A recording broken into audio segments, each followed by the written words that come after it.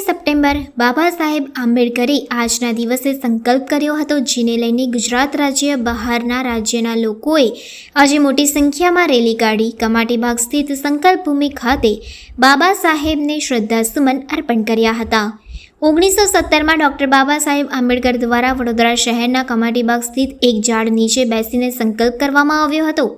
બાબા સાહેબે તેમની સાથે થયેલા કડવા અનુભવો અને જાતિ વિવાદ નાબૂદ કરવાનો સંકલ્પ લીધો હતો। ત્યારથી આ દિવસને સંકલ્પ દિવસ તરીકે ઓળખવામાં આવે છે।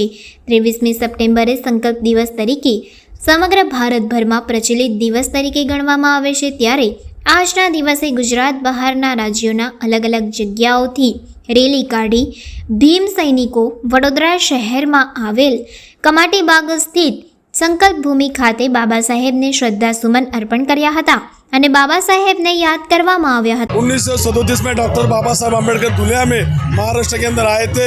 वहाँ से हम डॉक्टर बाबा साहब आम्बेडकर जी की अस्थियाँ बड़ौदा गुजरात संकल्प भूमि लेके आए।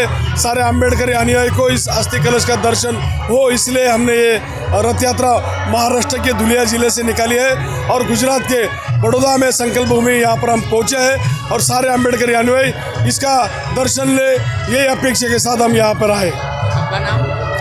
मी आनंद सहिंदाने धुळे संदेश भूमी